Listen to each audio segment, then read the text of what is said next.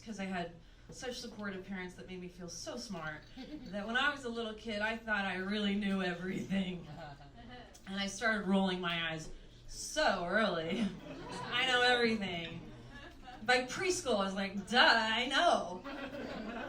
My friend told me in preschool one day that her dad was half black, half white, and I went home and I was like, Mom, oh my God, my friend's dad is half black, half white.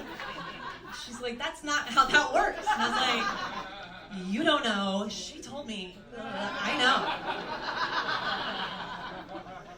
And then it would turn into like words I would say. My babysitter caught me calling my brother a jerk off.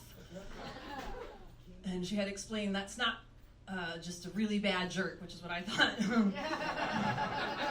And she explained what that was, and I was like, ugh, I feel gross now.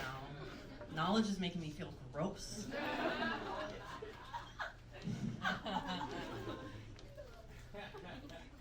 I was a kid during the 90s, so President Bill Clinton was in the headlines a lot in the newspaper.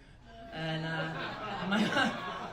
my mom said to me, you've seen a lot of headlines. Do you know what oral sex is? And I was like, duh, it's kissing. She's like, well, it's kissing private parts. And I felt that like sick, similar feeling, just like stared out the window for the rest of the, people do that? Anyway, so in 5th grade, they paired up 5th graders with 3rd graders. You were the big buddies, the little buddies, and I was like, perfect, because I know everything. I'll show this kid what's what. And unfortunately, they didn't assign who your buddy was. It was just random, first come, first serve.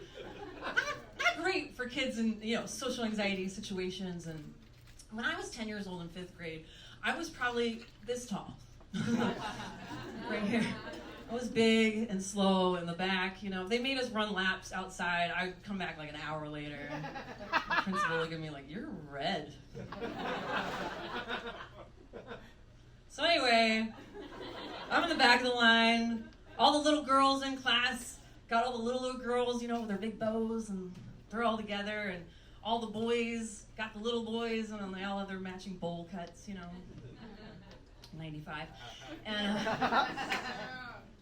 And then I get in there last, and I got one kid left, and his head's just on his desk. I was like, all right, let's sit in here real slow. Okay, hey kid, what's up?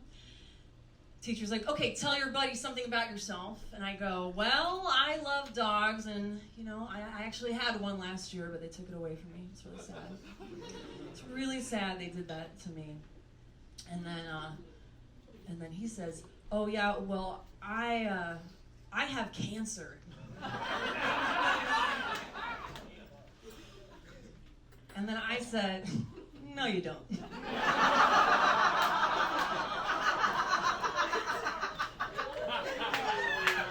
like, yeah, I do. And I was like, nuh-uh, it's like an old person disease. I'm pretty sure. Pretty sure you gotta be really old to get cancer, and you're 8. And then he stood up on the desk, took his shirt off, revealing a big scar, and said, how'd I get this? I said, sit down, you're embarrassing me. You're embarrassing me. So we didn't say much more that day to each other. I went home and asked my same babysitter, hey, eye rolling, do kids get cancer? She's like, yeah, babies get cancer. The world is cruel. And then I was like, fuck! And she was like, do you know what that is? I was like, no, just stop it, kid, take it, ignore it.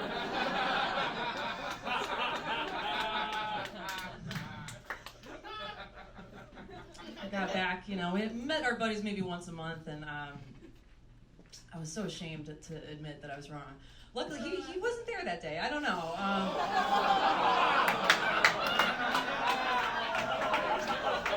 Maybe on vacation. He might have made a wish. He might have made a really good wish. That's what we're going to hope for. But, it's a terrible feeling when you know you're wrong. was thinking about Bill Clinton, like, man, he never did that, admitted he was wrong. So it's weird, but I don't know, how many kids do you think Bill Clinton might have influenced back in the day to go, play the saxophone?